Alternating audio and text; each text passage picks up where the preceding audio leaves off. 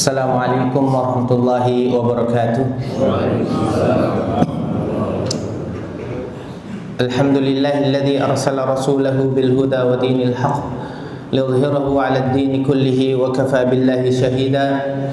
Asyhadu an la ilaha illallah wahdahu la syarika lah iqraran bihi wa tauhida wa asyhadu anna Muhammadan 'abduhu wa rasuluhu wa safiyyuhu sallallahu alaihi wa ala alihi wa sahbihi wa sallama tasliman mazida. Allahumma rzuqna 'ilman nafi'an wa rizqan thayyiban wa 'amalan mutaqabbala. Allahumma 'allimna ma yanfa'una wa anfa'na ma 'allamtana wa zidna 'ilman wa hudan wa tuqan wa salahan ya rabbal alamin.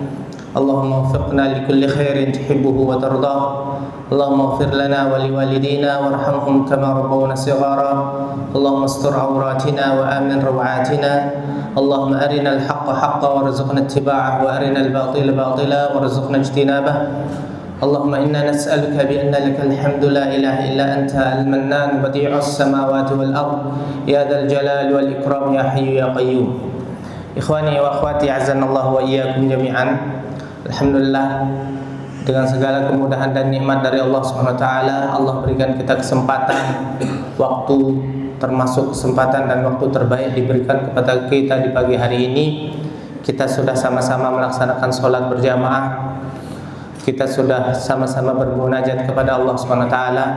Semoga Allah Subhanahu wa taala menerima sholat kita, menjawab doa kita, memenuhi hajat kita, dan semoga Allah Subhanahu wa taala selalu memberikan kita kemudahan, hidayah dan taufik untuk menuntut ilmu, memahami ilmu dan mengamalkan apa yang kita pahami bersama.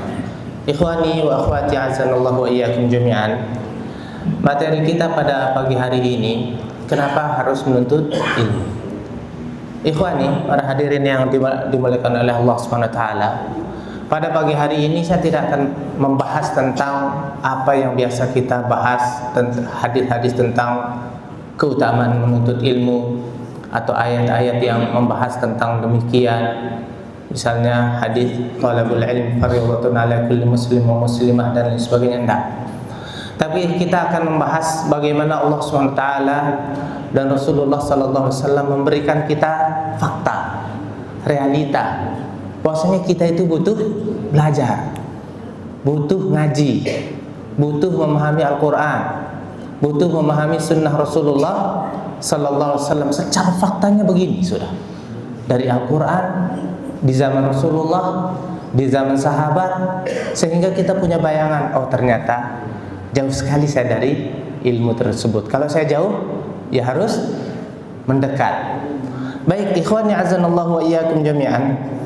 Satu gambaran pertama yang Allah Subhanahu wa taala sebutkan di dalam Al-Qur'an surat Az-Zumar ayat 8 sampai 9. Biasanya ayat ini kita bahas di poin akhirnya saja. Tapi coba kita lihat runutannya. Apa kata Allah Subhanahu wa taala berfirman? Wa idza massal insana dhurrun da'a rabbahu muniban ilaih. Ketika orang-orang kafir itu, dan minimal orang-orang munafik disebutkan di dalam ayat ini, ditimpa musibah, apa yang mereka lakukan? Da'a rabbahu muniban ilaih. Mereka berdoa kepada Allah Subhanahu wa taala, beristighfar kepada Allah Subhanahu wa taala. Kapan ini? Ketika mendapat musibah. Thumma idza khawwalahu ni'matan minhu nasiya ma kana yad'u ilayhi min qabl wa ja'ala lillahi andadan liyudilla an sabilihi. Tapi ketika Allah Subhanahu wa taala sudah rubah musibah mereka, sudah rubah kesulitan mereka, yang sakit jadi sembuh, yang berutang jadi lunas, yang sempit jadi lapang. Apa yang terjadi? Nasiya ma kana yad'u ilayhi, lupa lagi. Wa ja'ala lillahi andadan liyudilla an sabilihi. Bahkan yang dulu menyekutukan Allah kembali menyekutukan Allah Subhanahu wa taala. Apa kata Allah Subhanahu wa taala berfirman? Qul tamatta' bi kufrika qalilan innaka min ashabin nar. Ya sudah. Nikmati keadaan kalian ini. Nikmati. Nikmati kekufuran kalian ini. Nikmati kemunafikan kalian ini. Nikmati perubahan-perubahan kalian ini. Innaka min ashabin nar. Sesungguhnya kalian itu termasuk orang orang-orang yang sudah dipastikan sebagai penduduk neraka. Pertama, ayat ini untuk siapa? Ayat ini untuk orang-orang kafir. Ayat ini untuk orang-orang munafik. Tapi sayang, pelakunya siapa? Sederhana saja. Yang melakukan siapa? Kaum muslimin. Sama dengan kita ini, ikhwah. Ketika anak kita sakit, ya Allah, berdoanya tajam banget. Ketika istri hamil dan akan melahirkan dan kehamilannya sedikit bermasalah, berdoanya tajam, sholatnya tidak bolong. Tapi ketika sudah sehat anaknya, lahir anaknya, masih sekuat yang kemarin doanya? Pantas saja apa yang dikatakan oleh Allah Subhanahu wa taala, qul tamatta' bi kufrika qalilan. Nikmati sudah model hidup seperti ini. Pantas saja kita tidak pernah sadar diri, tidak pernah mirip dengan orang kafir, tidak pernah mirip orang dengan munafik, merasa asik-asik saja, baik-baik saja. Padahal kok jauh sekali kita dari ilmu. Ilmu Allah mengatakan apapun keadaanmu, ibadahmu ya tetap tidak berbasis kebutuhan. Itu ilmu Allah mengatakan demikian. Al-Quran mengatakan demikian. Karena kalau ibadahmu berbasis kebutuhan, ya apa bedanya dengan orang-orang kafir? Baik, kita lanjutkan ke ayat setelahnya. Di sini Allah bandingkan dia. Apa kata Allah Subhanahu wa taala? Amman huwa qanitun ana al-laili sajidan wa qa'ima yahdharul akhirata wa yarju rahmata rabbih. Apakah sama orang-orang yang di ayat ke-8 tadi, di ayat sebelumnya tadi, dengan orang-orang yang ibadahnya itu khusyuk, fokus, tidak berbasis kebutuhan, sajidan wa qa'ima, sujud, berdiri, yahdharul akhirata wa yarju rahmata rabbih, tapi basis ibadah mereka betul-betul takut kepada Allah Subhanahu wa taala dan ingin mendapatkan kasih sayang Allah Subhanahu wa taala. Disinilah poin pembedanya setelah penggalan ini. Qul hal yastawil ladzina ya'lamuna wal ladzina la ya'lamun? Apakah sama orang yang tahu dengan orang yang tidak tahu? Apakah sama orang yang mengaji dengan orang yang tidak mengaji? Apakah sama orang yang menuntut ilmu dengan orang yang tidak menuntut ilmu? Tidak sama, tidak akan pernah sama. Tidak usah jauh-jauh lah, tidak usah mikirin orang. Dulu kita sebelum ngaji dengan setelah mengaji, sama tidak kita ini? Dulu, tidak ada takutnya kita melakukan segala hal. Di depan ada uang, libas saja. Dikasih amanah, ya sudah, mau dijalankan, mau tidak dijalankan. Ada transaksi yang tidak halal, ya sudah, yang penting ada duitnya. Tapi setelah mengaji, mulai kita berpikir, ini tidak benar, ini tidak boleh nih. Karena memang tidak akan pernah sama orang yang berilmu dengan orang yang tidak berilmu, orang yang mengaji dengan orang yang tidak mengaji, orang yang mendekat dengan orang yang menjauh. Dan hebatnya Allah Subhanahu wa taala menutup ayat ini dengan mengatakan innama yatadzakkaru ulul albab, hanya orang yang menggunakan otaknya, pikirannya, akalnya, logikanya lah yang bisa menangkap pesan-pesan seperti ini. Kalau tidak digunakan otaknya, kalau tidak berfungsi logikanya, tidak akan pernah mendapatkan pesan seperti ini. Beda ya, wah. Nah, selama ini kita itu hanya memetik satu bagian ayat saja.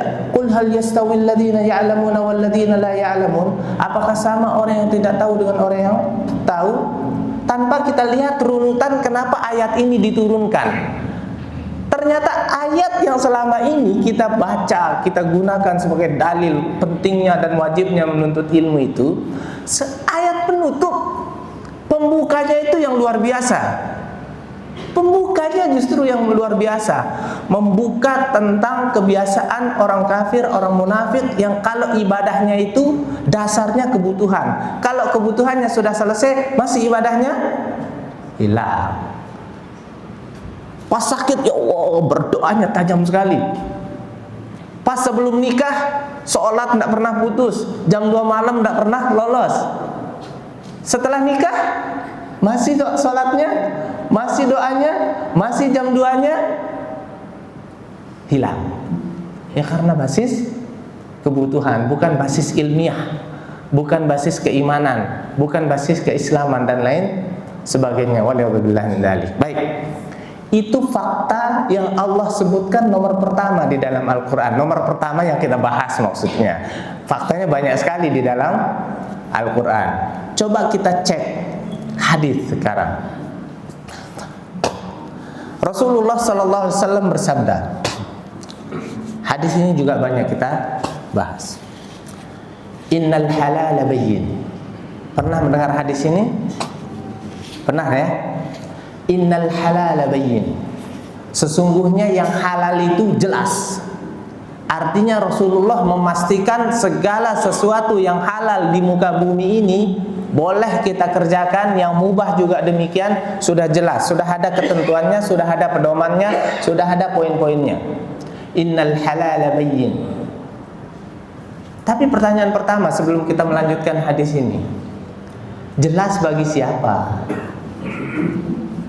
Ayo kita nanya, kita bahas, kita bongkar deh. Jelas bagi siapa? Apakah hadis ini selama ini kita gunakan, kita dengar innal halal bayyin wa innal harama bayyin, pokoknya semua jelas. Jelas bagi siapa? Buktinya kita sendiri yang ada di dalam masjid ini, kita semua termasuk saya, banyak hal-hal yang kita tidak tahu, halal-halal yang tidak kita tahu, mubah-mubah yang tidak kita tahu, bahkan yang kita tukar yang banyak. Yang seharusnya boleh kita kerjakan, tidak berani kita kerjakan. Yang seharusnya tidak boleh kita kerjakan, justru berani kita kerjakan. Maka jawabannya adalah innal halala bayyin. Yang halal itu jelas. Jelas bagi siapa? Jelas bagi yang mengetahuinya, jelas bagi yang mencarinya, jelas bagi yang memahaminya, jelas bagi yang mendapatkan hidayah dari Allah Subhanahu wa taala, jelas bagi yang mendapatkan taufik dari Allah Subhanahu wa taala, jelas bagi yang mempelajarinya, bagi yang tidak mempelajarinya, bagi yang tidak memahaminya, bagi yang tidak mencarinya, bagi yang tidak mendapatkan hidayah, dan bagi yang tidak mendapatkan taufik dari Allah Subhanahu wa taala, tetap tidak jelas. Kalau sudah begini, apa jawaban, apa jalan keluarnya?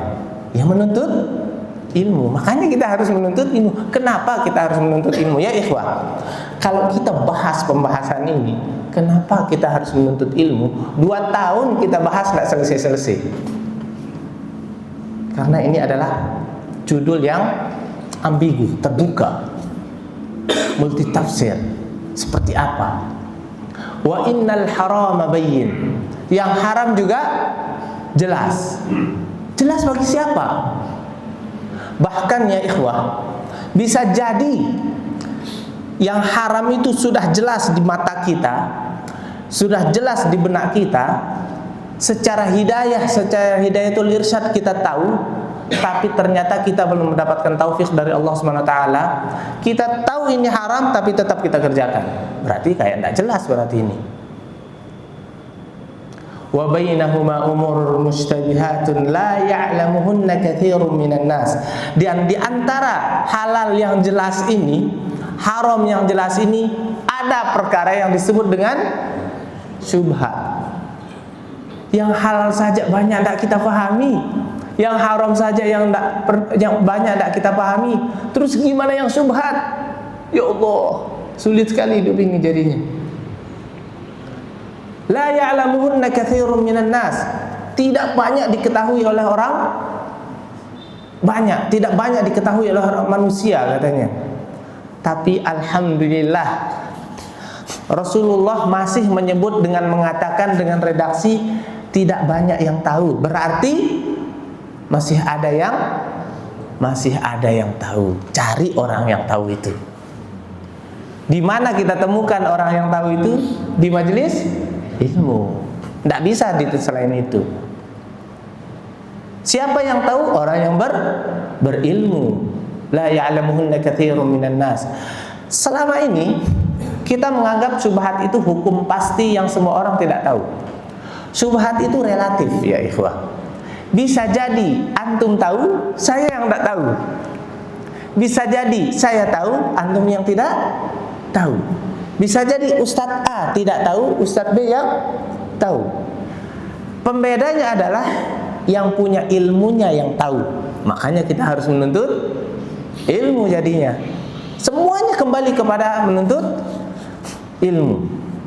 La ya'lamuhunna katsirun minan nas, katanya. Susahnya ikhwah, kalau yang halal kita tidak tahu, kalau yang haram kita tidak tahu, mau ngandelin apa untuk mengetahui yang syubhat? Apa yang bisa kita andalkan?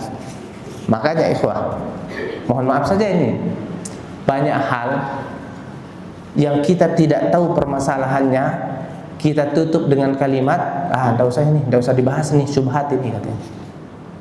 Akhirnya hal tersebut tidak punya hukum, dan ternyata hal itu adalah sesuatu yang Allah perbolehkan. Kita tinggalkan apa yang Allah perbolehkan untuk kita gara-gara kita tidak tahu. Akhirnya kemudahan-kemudahan yang Allah berikan kepada kita di dunia ini kita tidak ambil, atau kebalikannya, kita persulit hidup kita. Baik, ini fakta kedua. Kenapa kita harus menuntut ilmu? Fakta ketiga, banyak sekali tentunya fakta-faktanya ya. Fakta ketiga adalah ada sebuah riwayat. Riwayat ini disampaikan oleh Jabir ibn Abdullah radhiyallahu anhu. Apa kata beliau? Pelan-pelan kita lihat hadis-hadis ini, ikhwah, supaya kita tahu persis, ternyata butuh sekali kita ilmu ini. Butuh sekali kita ngaji ini. Bukan DKM-nya yang butuh, ayo ngaji biar rame. Enggak, kita yang butuh.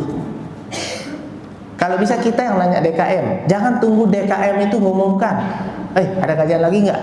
Gitu caranya. Fakta berikutnya diriwayatkan oleh Jabir radhiyallahu anhu. Apa kata beliau? Kharajna fi safarin. Suatu saat kami keluar dalam keadaan bersafar, perjalanan. Fa asaba rajulan minna hajarun fashajjahu fi ra'si. Qaddarallah yang pertama, safar ini tidak diikuti oleh Rasulullah sallallahu alaihi wasallam. Artinya Rasulullah masih hidup. Qaddarallah yang kedua, salah satu peserta safar kafilah ini kena batu besar di kepalanya. Fashajjahu, kalimat fashajjahu ini artinya luka parah yang terjadi di kepalanya. Kemudian yang berikutnya summahtalam, qaddarullah yang ketiga, mimpi basah orang ini. Ya biasalah, mungkin karena sakitnya ya, demamnya, sehingga beliau mimpi basah, bukan karena apa ini.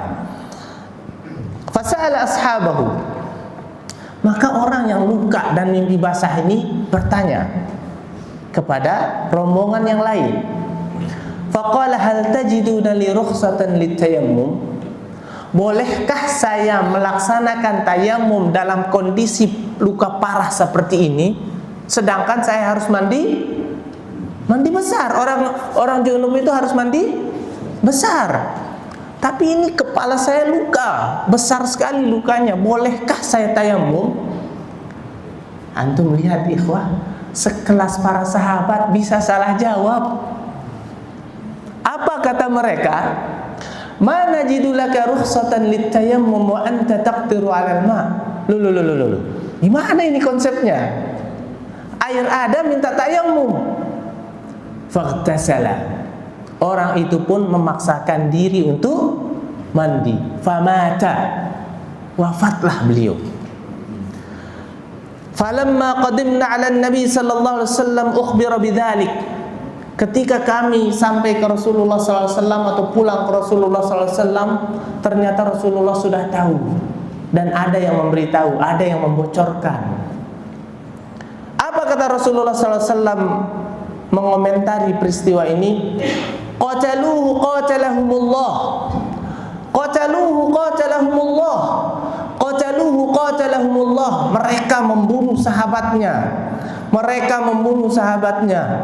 Mereka membunuh sahabatnya. Awala sa'alu idza lam ya'lamu?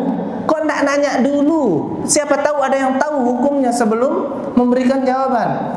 Fa inna shifa'al 'ais as-su'al. Sesungguhnya obat bagi orang yang tidak tahu, orang yang buta adalah bertanya. Maksudnya apa? Dia yang ngomong, orang yang mati.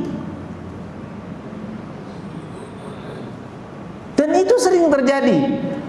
Yang ngomong di Denpasar Utara, yang ribut di Denpasar Selatan. Yang ngomongnya di provinsi mana, yang disalahkan oleh warga orang penduduk masyarakat Denpasar.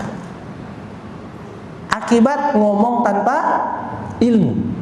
Bahkan ini di hadis ini menyebabkan kematian. Kemudian Rasulullah SAW tidak mencukupkan sampai demikian. Kemudian beliau mengatakan, innama kana yakfihi an yatayammam wa ya'sir aw ya'sib ala jurhihi khirqatan thumma yamsah 'alaiha wa yaghsilu sa'ir jasadih. Sebenarnya cukup bagi dia untuk melakukan layaknya tayammum. Bagaimana caranya?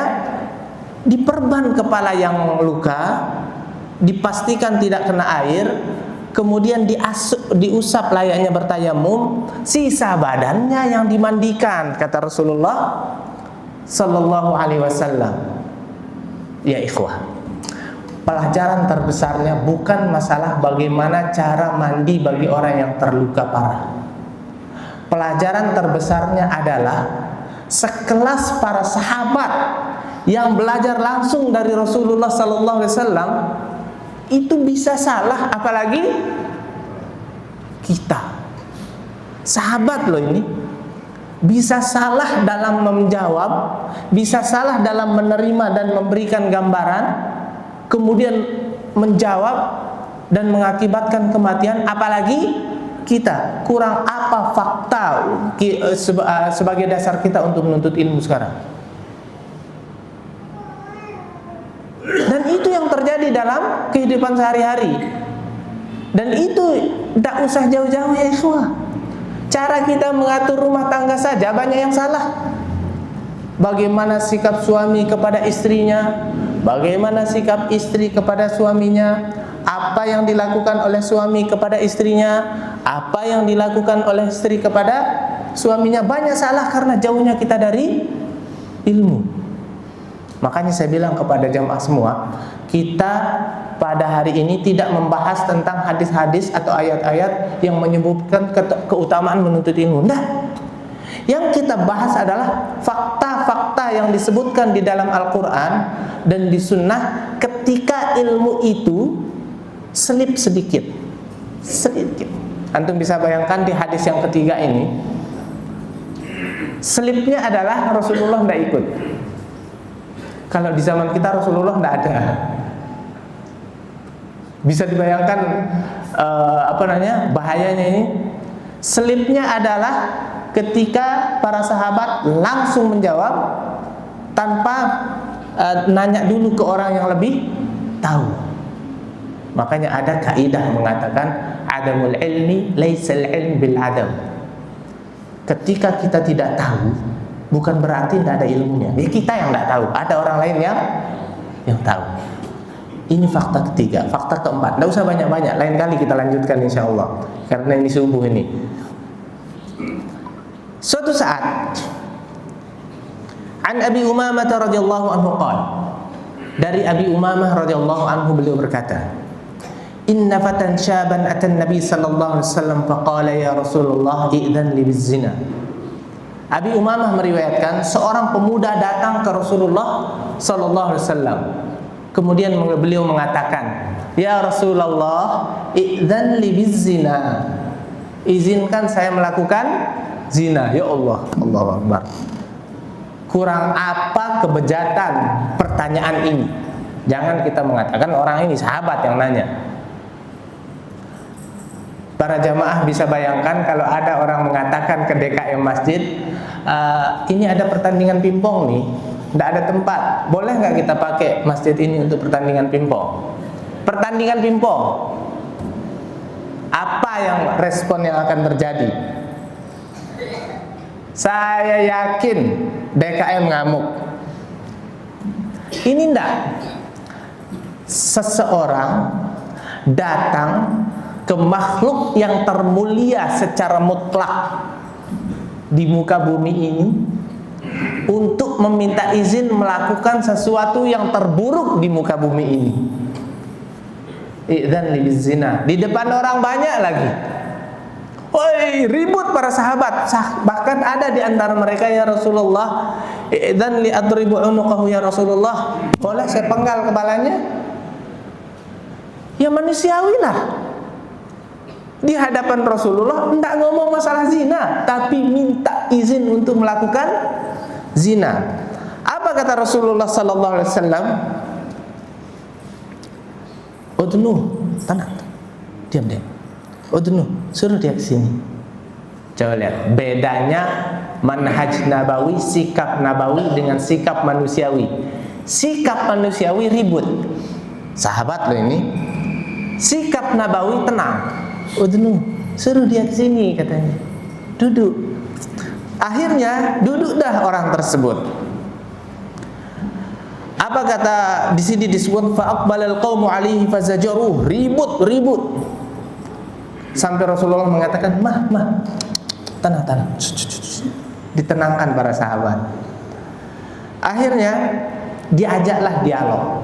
Tapi dialog ini melebihi dari pukulan.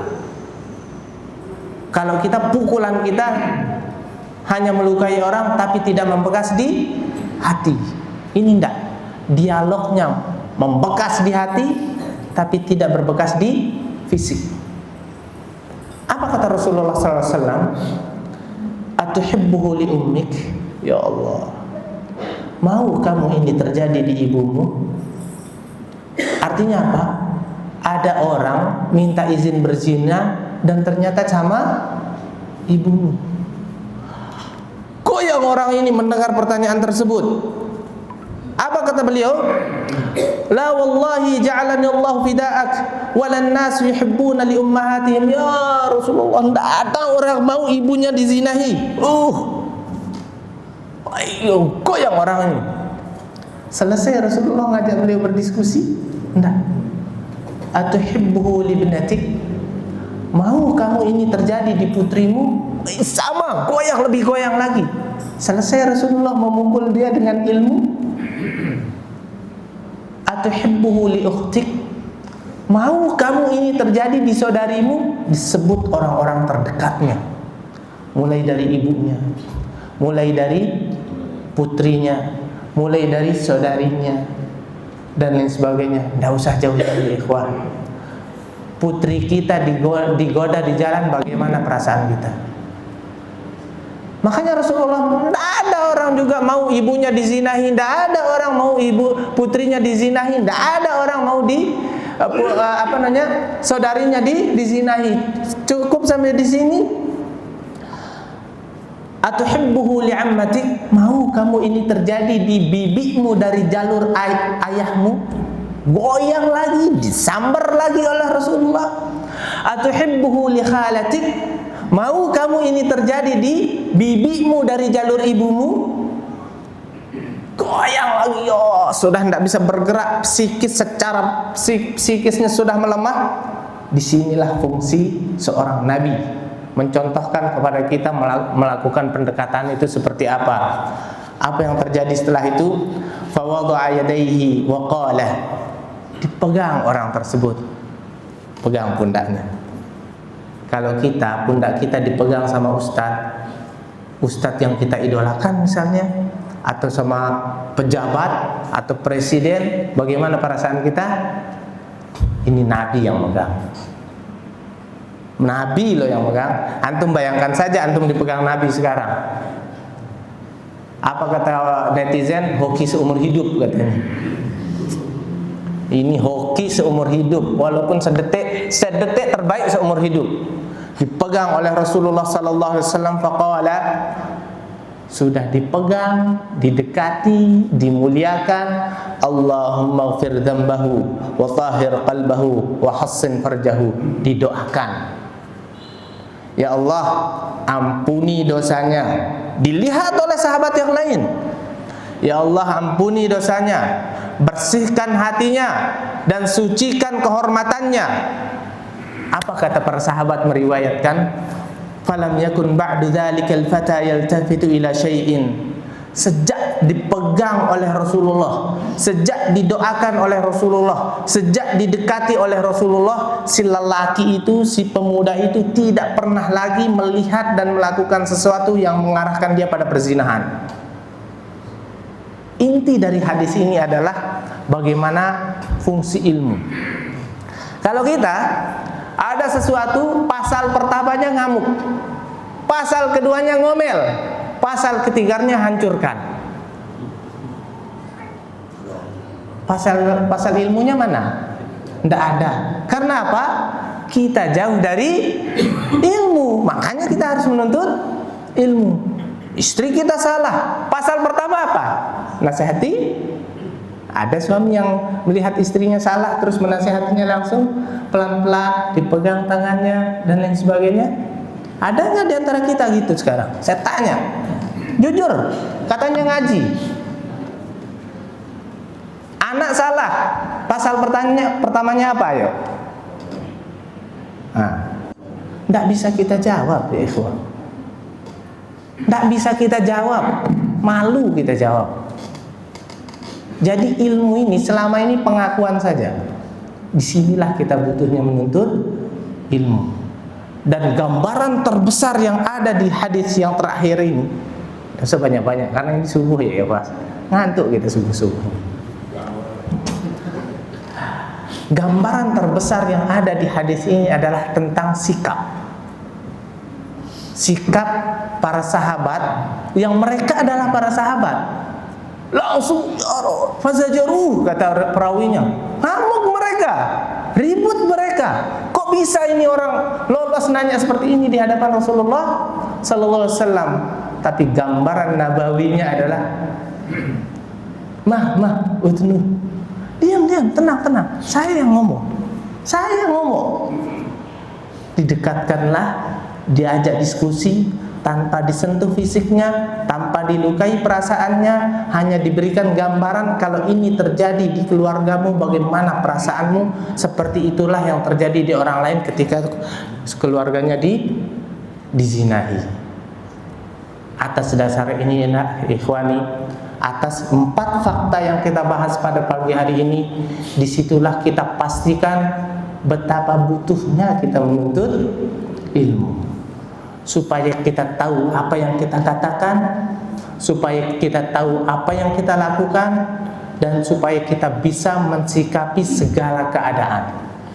Kalau keadaannya baik-baik saja, masa iya kita sikapi dengan hal yang buruk? Jangan sampai kebolak-balik. Wallahu ta'ala alam shawab. Mudah-mudahan bermanfaat. Jazakumullah khairan katsiran.